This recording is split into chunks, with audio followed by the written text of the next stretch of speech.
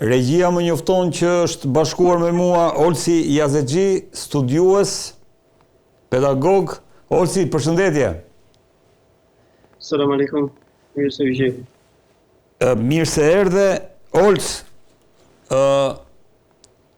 në këto momente, në këto javë, po ka një përpjekje të Shteteve të Bashkuara të Amerikës, sidomos pas ultimatumit të Donald Trump që i dha Iranit, ka një përpjekje të palëve për të gjetur një gjuhën e përbashkët për sa i përket një marrëveshje SBA-Iran.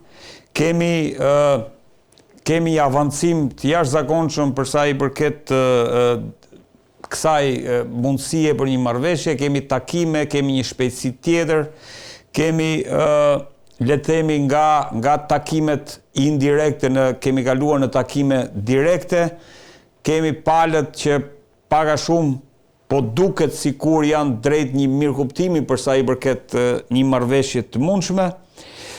Si i vlerëson deri tani këto bisedime? Tani me sa po shihet është për kundër presionit që Izraeli është duke i bërë administratës të Trumpit,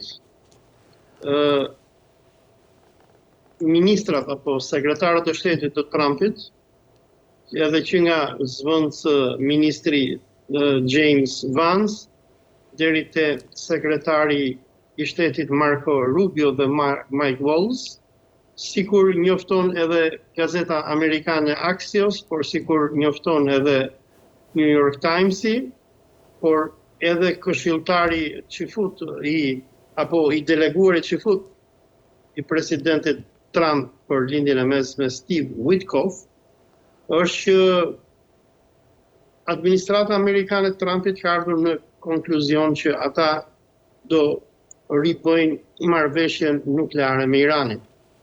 Pra, bëhet fjalë për marrëveshjen e 2015-s, e cila është njohur si JCPOA, or Joint Joint Comprehensive Plan of Action, marrëveshje e cila u bë në kohën e presidentit demokrat Obama, por të cilën Donald Trumpi e anulloi në 2017, dhe si pjesë e kësaj marrëveshje që administrata e presidentit Obama nënshkroi në atë kohë me Iranin, ishte që Irani do limitonte pasurimin e uraniumit dhe do e pasuronte uraniumin vetëm për përdorim për centralet e tij që prodhojnë energji, dhe Irani ra dakord në këtë marrëveshje që u bë që Irani do ta pasuronte uraniumin deri në 3.67%, u zotua në marrëveshje nukleare të 2015-s që nuk do ndërtonte reaktor me ujë të rëndë, dhe për 10 vite Irani u zotua që Irani do ta limitonte pasurimin e uraniumit vetëm në një nga centralet që ka, dhe këto centrale të gjitha do të mbaheshin në vëzhgim nga Agjencia Ndërkombëtare Agjencia Ndërkombëtare e monitorimit të armëve atomike, si quhet, harrova. Dhe por çfarë ndodhi është që në 2017-ën, si pasojë e presionit të lobit izraelit dhe në veçanti të Benjamin Netanyahu, në atë kohë administrata Trump u nxit dhe u vënë nën presion nga zionistët amerikanë dhe izraelit që të tërhiqej nga marrëveshja nukleare. Por çfarë ka ndodhur është që prej 2017-s, kur presidenti Trump riktheu sanksionet maksimale kundër Iranit dhe e anulloi marrëveshjen nukleare, Irani i është përgjigjur sanksioneve që u vënë sepse në marrëveshjen e 2015 ishte që Irani nuk do kishte më sanksione. Dhe pjesë e marrëveshjes së 2015 ishte që mujahidinët, të cilët sot janë të strehuar në Shqipëri, nuk do të lejoheshin që të ndërmerrnin më akte terroriste kundër Iranit.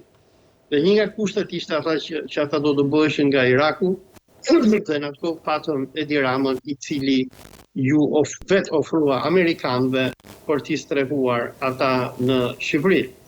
Tani, marrëveshja nukleare e 2015-s, e cila u nënshkrua në fund të 2015-s dhe hyri në fuqi në 20 janar 2016-s, do të involvoj edhe Shqipërinë, ku sigur ne e mbajmë mend, më njëherë pas nënshkrimit të kësaj marrëveshje, në shkurt 2016, dhe do kemi sekretarin Amerikan të Shtetit John Kerry, i cili do vinë në Shqipëri dhe do t'i sjelli peshqesh Shqipërisë 3.000 terroristë iranian, të cilët do të strehohen në bazën paramilitare e njohur përndryshe si kampi Ashraf 3 i Manzës. Dhe pjesë e marrëveshjes nukleare me Iranin ishte që Irani do mbante nën kontroll Hamasin dhe Hizbullahin, nuk do hapnin konflikt me Izraelin, dhe si kundërpërgjigje edhe Izraeli nuk do të përdorte mujahidinët për të kryer sulme terroriste në Iran. Dhe pjesë e marrëveshjes ishte që Irani do të hiqeshin gjitha sanksionet. Megjithatë, çfarë ndodhi është që marrëveshja nuk u respektua nga amerikanët, edhe për më tepër këto zyrat e antiterrorizmit amerikan i bën presione bankave në të gjithë botën që mos bënin tregti me Iranin, derisa në 2017, kur Trumpi do të vinë në pushtet, ai do ta grisi marrëveshjen nukleare, do thotë që nuk do ketë më marrëveshje nukleare. Çfarë prodhoi kjo, Olsi? Grisja e marrëveshjes, çfarë prodhoi?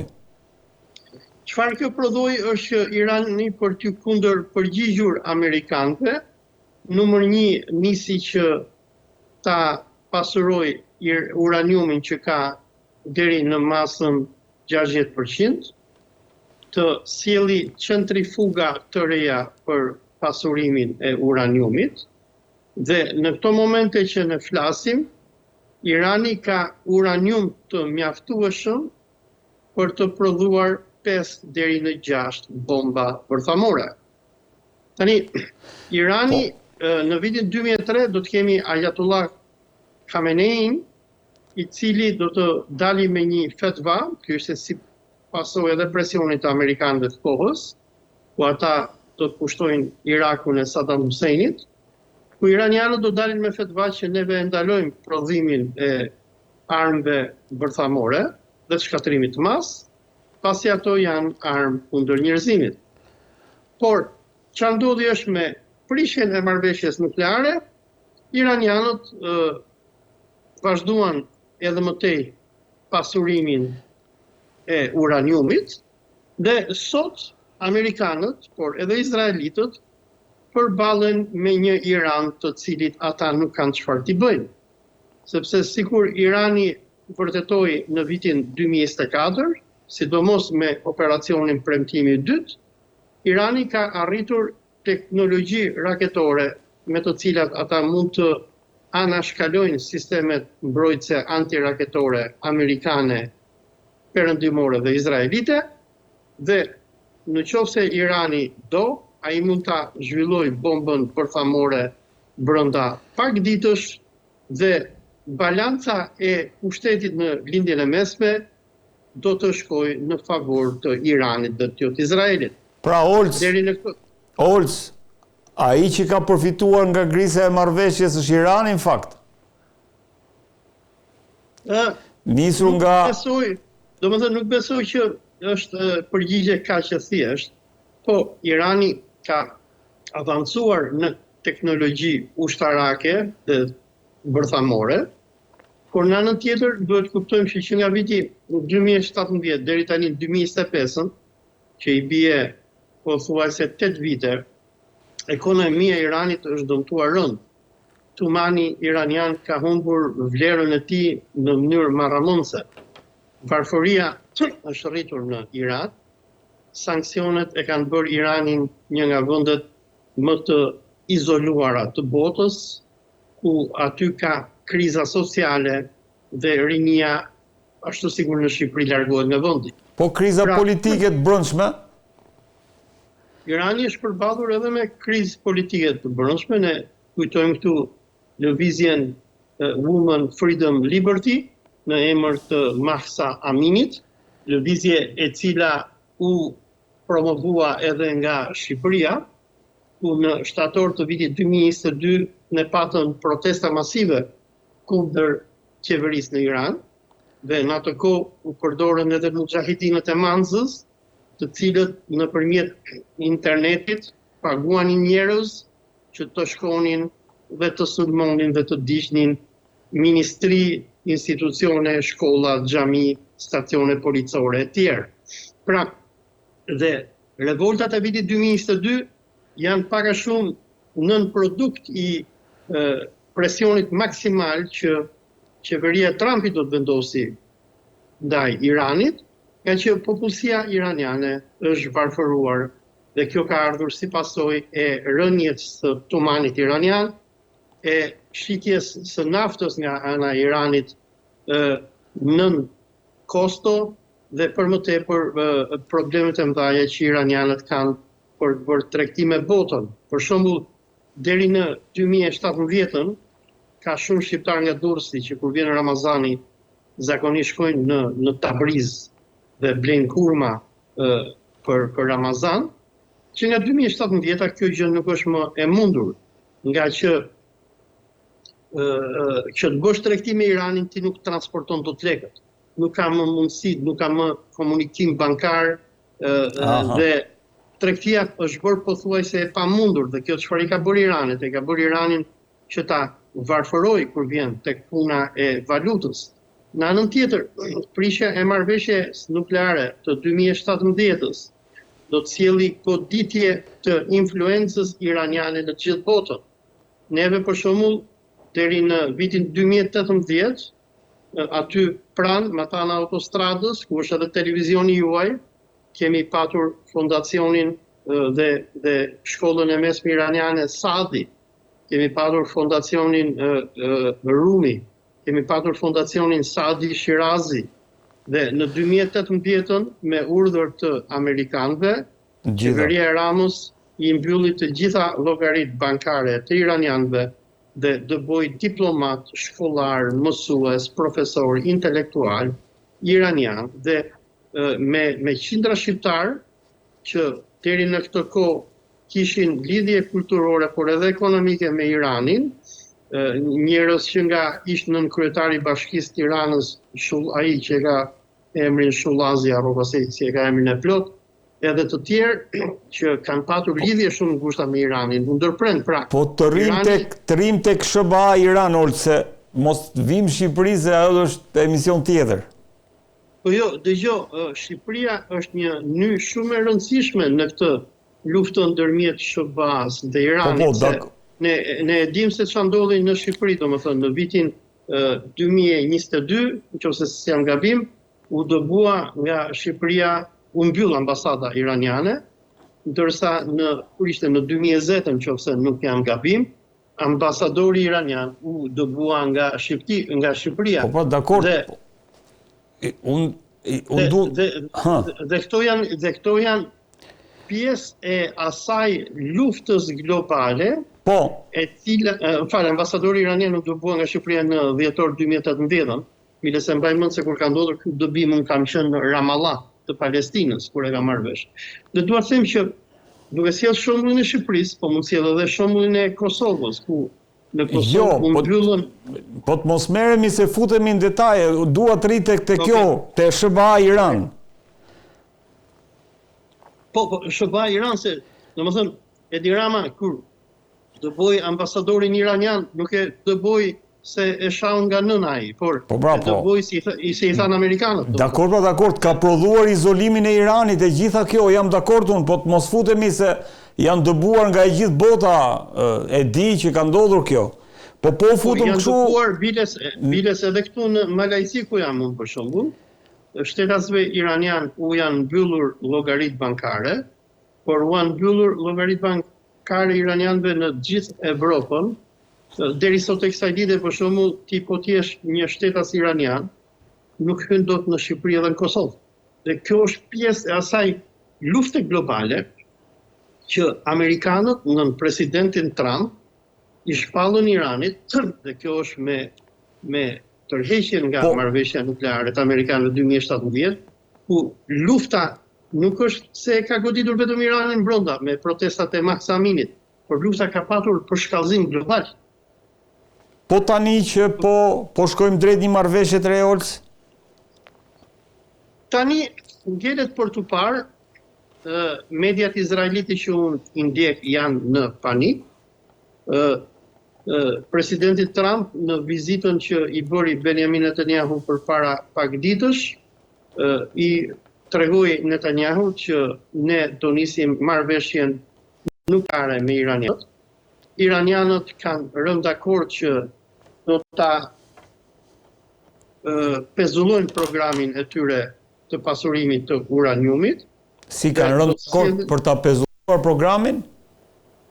Programin e pasurimit për te 3.7%. Okej, Dhe do të sjellin përfaqësues të agjencisë ndërkombëtare atomike me atë zotin Grossi, harrova si e ka emrin. Dhe domethënë Irani do të vi aty ku ka qenë në 2015-ën, 2016-ën, kur u bë marrëveshja atomike, ku programi atomik iranian do të vendoset në mbikëqyrje ndërkombëtare, dhe kjo është që amerikanët duan. Pra, amerikanët duan që Irani të mos zhvillojë bombën përthamore, mos ketë uranium për ta prodhuar këtë bombë, nga që interesi amerikanëve është që Izraeli, i cili ka superioritetin ushtarak në lindjen e mesme që në vitin 1956, kur me ndihmën e Francës zhvilloi programin e tij nuklear dhe bombën përthamore, amerikanët duan që të sigurohen që Izraeli do të jetë i vetmi shteti i lindjes mesme që do ketë bombën përthamore, dhe me këtë bombë do të ushtrojë terror nuklear mbi të gjithë popujt musliman. Olc, se unë jam shumë kështu. Pra, jemi në pikën që jemi po shkojmë drejt një rifirmosje të marrëveshjes së 2015-2016 po thua. Tani, kjo shkon kundër interesave të Izraelit, ku sipas Reutersit sot kemi një plan për një sulm të kufizuar të Izraelit ndaj Iranit, me qëllimin për të prishur pikërisht këtë deal të mundshëm që SBA mund të arrijë me Iranin. Pra, do doja dija, a do ta pranoj Izraeli këtë, sepse për Izraelin kjo është e panegociueshme. Domthonë Izraeli ka krye objektiv saj pikërisht anulimin, atë skenarin libian që diskutuam edhe herën e fundit së bashku, pra anulimin e programit bërthamor nga ana e Iranit. Ndërkohë që SBA-t janë në pikën që sa kohë ky program do të përdoret, fjala vjen për energji dhe tjera gjëra, për ne është okay. Rolin e Izraelit do të doja të kuptoja. Tani, Izraeli me vendet myslimane ndjek politikën e shkatrimit total të tyre, dhe ashtu sigur Izraeli në këto sa i bie 30 e kusur vitet e fundit i ka përdorur amerikanët si buall për të shkatruar të gjitha vendet arabe, duke filluar që me Irakun dhe duke përfunduar me Sirin. Qëllimi i Izraelit është ajo që njihet regime change, apo ndryshim regjimi.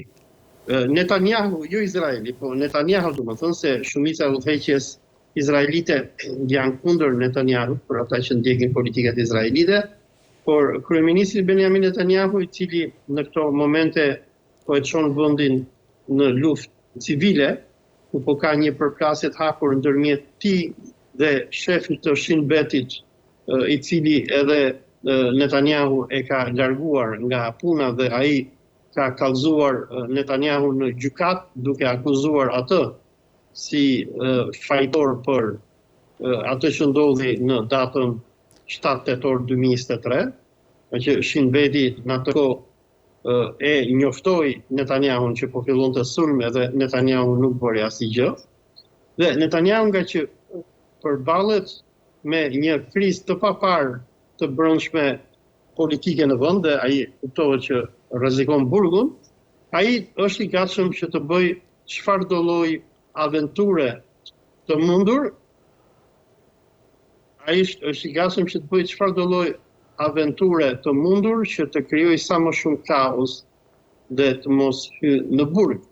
Në anën tjetër, Netanyahu është një njeri i smur, ai jeton me doktor, ka koron në arterie dhe vuan edhe nga kanceri i prostatit, dhe ai është një si u thon në anglisht, është një dead man walking, një njeri i vdekur që ecën, dhe ai tani e vetme gjë që ai do është luft dhe mundësisht shkatrimin e qeverisë iraniane. Sa i mundur është një sulm, Ols? Nuk besoj që do të ketë sulm nga Izraeli kundër Iranit për shumë arsye. E para, nëse amerikanët dhe presidenti Trump e di shumë mirë që Netanyahu do të provokojë luftë, që pastaj luftën ta mbajnë amerikanët. Por nëse amerikanët nuk japin mbështetje satelitore, por edhe antiraketore Izraelit, Izraeli nuk mund të bëjë dot asnjë gjë kundër Iranit. Irani ka një sistem shumë të avancuar raketor dhe në rast se Izraeli do të godasi Iranin, iranianët kanë thënë hapur edhe trotë që ata do të kundërpërgjigjen me një shi raketash, të cilin sistemi antiraketor izraelit nuk e përballon dot. Në anën tjetër, presidenti Trump, edhe pse ka qenë një nga mbështetësit më të egër të zionizmit, dhe paktën me fjalë ai duket si atill, ai e kupton që Amerika nuk ka më takat që të bëjë luftë. Është lobi izraelit dhe veçanti ky mashtruesi proverbial apo ky dëxhalli Benjamin Netanyahu, i cili i ka gënjur amerikanët dhe i ka nxitur që të bëjnë gjithë luftra kundër lindjes mesme, që nga luftrat kundër Irakut, Libisë, Sirisë, Yemenit, Somali, Sudanit e tjera, amerikanët thjesht nuk kanë më para. Domethënë shteti amerikan tani më është drejt në falimentit, Amerika ka me triliona dollar borxhe, dhe një nga qëllimet e presidencës së Trumpit është që ta bëj America Great Again, ta bëj Amerikën përsëri të madhe, dhe një nga mënyrat se si Amerika mund të dalë nga falimenti që ajo është që Amerika mos bëjë më luftë. Presidenti Trump po e bën një luftë për Izraelin, ajo është lufta kundër Yemenit, ku amerikanët bombardojnë natë e ditë Houthi, të cilët mbështesin palestinezët dhe godasin me raketa Izraelin pothuajse çdo javë si kundër përgjigje ndaj gjenocidit në Gaza, por amerikanët nuk bëjnë dot dy luftra për Izraelin. Presidenti Trump, presidenti Biden bëri luftën e Siris, ku e rrëzoi Bashar al-Assadin dhe e mbështeti Izraelin në masakrat e tija në Gaza dhe në Liban. Presidenti Obama bëri luftë për Izraelin, ku shkatroi Libinë e Muammar al-Gaddafit dhe destabilizoi Egjiptin. Presidenti Bush i ri bëri luftë për Izraelin duke pushtuar Afganistanin dhe duke pushtuar Irakun dhe shkatruar Irakun. Presidenti Clinton bëri luftë për Izraelin duke bombarduar Sudanin dhe Somalin. Presidenti Bush i parë bëri luftë për Izraelin duke bërë luftën e parë të gjirit dhe duke shkatruar Irakun, por amerikanët janë lodhur. Domethënë kanë më shumë se 34 vite që vetëm bëjnë luftë për Izraelin. Dhe në atë konferencën e shkurtër po shtyp që Trumpi pati me Netanyahu kur ai e vizitoi atë përpara pak ditësh në Shtëpinë e Bardhë, ai tha që ne e lejojmë Izraelin të bëjë çfarë dojë. Nëse Izraeli do të bombardojë Amerikën, ne tha nuk e ndalojmë. Domethënë i tha Netanyahu të vazhdo se edhe neve na kanë brapa, por provoj vetë.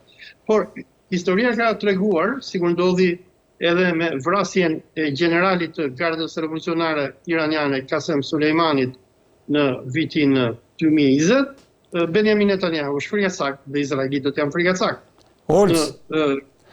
Jo, do kisha përsa i përket kësaj situatës që ti paka shumë na dhe një panoram të qartë të ndryshimit të ekuilibrave në lindjen e mesme. A ka lidhje kjo me rikthimin e Rusisë në tavolinën e madhe të ndarjes gjërave në domethënë bisedimet Rusi-SBA përsa i përket riformatimit të rendit global, le të themi, në termat përgjithshëm. Pra, duhet të risjell në vëmendje faktin që para një jave, afërsisht domethënë Putin falenderoi Hamasin për lirimin e pengjeve. Kemi emirin e Katarit që ishte në Mos në një takim me Putinin. Kemi një marrëveshje të nënshkruar midis Iranit edhe Rusisë, çka i kthen ata në aleat strategjik, zyrtarisht në aleat strategjik. Pra, si e vlerëson këtë ripozicionim të Shteteve të Bashkuara të Amerikës në raport me Izraelin dhe Iranin, duke futur në ekuacion, thash, rikthimin e Rusisë në tavolinën e bisedimeve dhe në tavolinën e rindarjes botës? Përpara se iranianët nisnin bisedimet me amerikanët në Oman edhe më pas në Rom, dhe që më duket në fund kësaj jave do kem prapë bisedime në Oman, iranianët shkuan në Most. U takuan me rusët dhe u takuan gjithashtu edhe me kinezët. Tani më është një bosht i konsoliduar Kin, Rusi, Iran, dhe sigur në presidenti Trump ka treguar që kur bënte fushat elektorale kundër Bidenit, qëllimi amerikanëve nuk është Rusia, edhe për më tepër as Irani. Irani nuk i ka bërë ndonjëherë ndonjë gjë amerikanëve, përndryshe amerikanët janë ata që historikisht e kanë kolonizuar Iranin, bën grushtin e shtetit kundër kryeministit Mossadegh 1953, instaluan në pushtet diktaturën e Muhammed Reza Pahlavit, shtypën popullin iranian, udhëheqësit e Republikës Islamike të Iranit, që nga Ayatollah Khomeini deri tek Khamenei kanë qenë të burgosur, janë mbajtur në për kafaze. Ky Khamenei, që është sot lideri suprem, është mbajtur në kafaz nga regjimi i Shahut, edhe janë vrarë hoxhallarët, janë torturuar etj. Dhe Shahu këto tortura i bënte me mbështetjen e CIA-s amerikane dhe Mossadit izraelit. Dhe por iranianët e shliruan veten e tyre nga amerikanët në 1979, por ata nuk kanë goditur ndonjëherë Amerikën. Dhe janë dy gjëra këtu. E para, me rënien e Bashkimit Sovjetik, rusët nuk kanë bërë ndonjëherë ndonjë gjë kundër amerikanëve. Dhe presidenti Trump, që kur nisi fushatën e tij elektorale, ai erdhi me sloganin që, domethënë, ne problemin e kemi me Kinën dhe jo me Rusinë. Por çfarë thoshte Trumpi gjatë fushatës elektorale është që përpjekja ime ka qenë gjithmonë që unë t'i mbaj rusët në krahun tonë, ndërsa Bideni me atë që bëri në Ukrainë, ai i çoi rusët në krahun e kinezëve. Dhe ajo që do të bëj Trumpi tani është pak a shumë ajo që Henry Kissinger edhe presidenti Nixon bën në vitet 70, në kohën e detentës me komunizmin, kur amerikanët nisën politikën e ping-pongut me kinezët, dhe i bindën kinezët, në atë kohë në udhëheqjen e Deng Xiaoping, i bindën kinezët që të ndahen nga Rusia në shkëmbim të favoreve që do t'i jepnin amerikanët. Dhe kjo është strategjia e presidentit Trump. Domethënë, ai do që ta mbylli konfliktin në Ukrainë, biles u njoftua përpara pak ditësh që amerikanët janë të gatshëm që të njohin edhe aneksimin e Krimes nga Rusia, të mbyllin konfliktin në Ukrainë dhe të kenë marrëveshje paqësore me Rusinë, dhe Përveç saj, presidenti Trump nuk do që të bjerë në grackën që Netanyahu kërkon ta hedhë në grackën e Iranit. Përballë lobit zionist, Trumpi përdor kartën që juve jeni të friksuar nga Irani për bombën bërthamore, ne do ta vëmë nën kontroll programin nuklear iranian dhe do sigurohemi që Irani nuk ka bombë bërthamore. Po ne nuk hym dot në luftë me Iranin, sepse në qoftë se Amerika do hyn në luftë me Iranin, dhe sigur u përmend edhe nga ju që përpara kur ishte dia apo pardje presidenti Putin edhe firmosi marrëveshjen strategjike ndërmjet Rusisë dhe Iranit, Irani nuk shndroni vetëm. Kemi një trinitet, Iran, Rusi, Kinë. Dhe Trumpi e kupton këtë gjë shumë mirë. Dhe me sa unë po kuptoj, presidenca e Trumpit çfarë kërkon të bëjë, është të mbylli luftën që hapi Bideni në Ukrainë, të arrijë një farë detente me Iranin, domethënë Irani nuk do falet kurrë sepse Irani është vend islamik që ka një ideologji revolucionare islamike, anti-imperialiste edhe anti-zioniste, por presidenti Trump, me sa unë kuptoj, kërkon që të shkoj aty ku arriti administrata Obama, që ketë një farë marrëveshje nukleare, ku programi nuklear i Iranit të ketë në të kontroll iranianët të... Vetëm të lutem se më kujtove atë Richard Nixonin, ku u tha që paka shumë u tentua blerja e Kinës në mënyrë që të ndaj nga Rusia. Në raport me Iranin, kjo marrëveshje në terma thjesht, a mos është një përpjekje për ta shkputur dhe Iranin nga Kina, se sot e pashte Reuters, domethënë ka konfirmuar qeveria kineze që do ketë një vizitë ministrit jashtëm iranian në Kinë javën që vjen. Pra, a është kjo e njëjta strategji, domethënë siç është ajo strategjia me Rusin, e njëjta strategji dhe për Iranin, sepse duhet të sjell këtu në vëmendje faktin që Trump deklaroi që ne duam ta shikojmë Iranin një vend prosperuar me mirëqenie etj. Ndoshta, megjithatë, unë besoj që kjo nuk do të jetë e mundur për amerikanët, përsa kohë që lobi zionist do të kontrollojë bankat e Amerikës. Ata nuk do ta lejojnë Amerikën kur që Amerika ta trajtojë Iranin si një vend normal. Në presidencën e president Rohanit edhe Javad Zarifit, që ishte ministër i jashtëm, Javad Zarifi, përpara se Irani të nënshkruante marrëveshjen strategjike me Kinën, presidenca e tij i lutën amerikanët dhe perëndimorët. I thanë, mos ta lini që të shkojmë në anën e Kinës. Por amerikanët, nga që politika e tyre kontrollohet nga fanatikët që fut, e lanë Iranin që shkojnë në krahun e Kinës. Ndoshta Trumpi do donte që të arrinte një farë remije, një farë detente me Iranin, por sikur janë punët tani, kjo do të jetë shumë e vështirë, nga që ekonomia iraniane është shumë e ndërlidhur me ekonominë kineze. Për personat që shkojnë në Iran, ju do shikoni se si kompanitë kineze dominojnë çdo gjë, që nga Huawei edhe deri makinat Great Wall etj. Dhe nga anën tjetër nafta iraniane furnizon tregun kinez, dhe unë mendoj që një shkëputje e Iranit nga Kina për këtë kohë është e pamundur.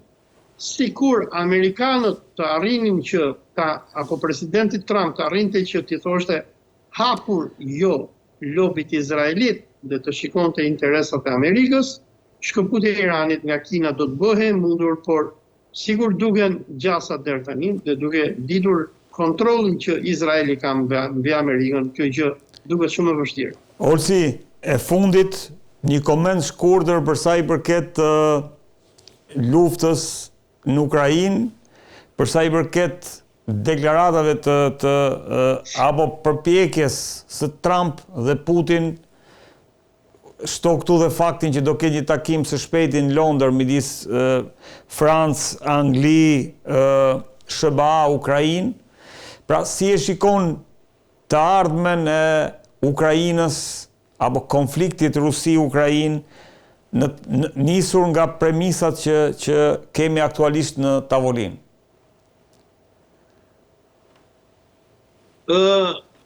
Është e vështirë zgjidhja e konfliktit në Ukrainë, nga që sigur e kam përmendur edhe më herët, britanikët, por edhe francezët nuk duan që të zgjidhet konflikti në Ukrainë. Presidenti Putin me rastin e Pashkës njoftoi, më duket nëse jam gabim, rreth 48 orë armëpushim, ku ukrainasit nuk e respektuan. Ne I kemi parë edhe deklaratat e administratës Trumpit, e sekretarit shtetit Marco Rubios, që ata thanë do vi një moment që ne do lodhemi dhe do tërhiqemi nga kjo përpjekje për vendosur paqe, por mbetet shihet, domethënë. Amerikanët duan që të bëhet paqe, por janë britanikët, të cilët përdorin gjermanët edhe francezët dhe ukrainasit dhe polakët që nuk duan paqen. Evropa në këto momente qëndron e përçarë. Megjithatë, Rusia ka superioritetin teknologjik dhe ushtarak në luftë. Sigur e pam përpara pak javësh kur Elon Musk mbylli Starlinkun për ushtrinë ukrainase, rusët bën kërdin duke I goditur me drona dhe me raket, nga që gjithë informacioni që ukrainasit marrin për lëvizjen e ushtrisë ruse vjen nga satelitët amerikanë, dhe ngjelet të shihet se çfarë do bëjnë amerikanët. Ngjelet të shihet derisa do zjasi durimi I presidentit Trump, por sigurisht Trump I njoftoi në një nga intervistat e fundit, tha ne kemi shumë hallë të tjera, tha nuk do merrem dot gjithmonë me Ukrainën. Britanikët duan që ta vazhdojnë luftën. Presidenti Macron ka bërë ca deklarata sigur të jetë Napoleon Bonaparte, duke deklaruar që jo do të çojmë trupa franceze në Ukrainë etj. Kur rusët thonë hapur që po I sollot ne do t'i vrasim trupat tuaja. Ngjelet shihet në qoftë se Macroni I Francës edhe britanikët dhe gjermanët do duan që të përsërisin atë që përsëriti Napoleon Bonaparte në 1812 apo atë që bëri Hitleri gjatë luftës së dytë botërore, duke u munduar që t'i kushtoj Rusinë edhe pastaj të thyen nga rusët. Orsi, kjo ishte thjesht për një koment, sepse më shumë thirra për situatën lidhjen e mesme, kënaqësi që të pata, si gjithmonë.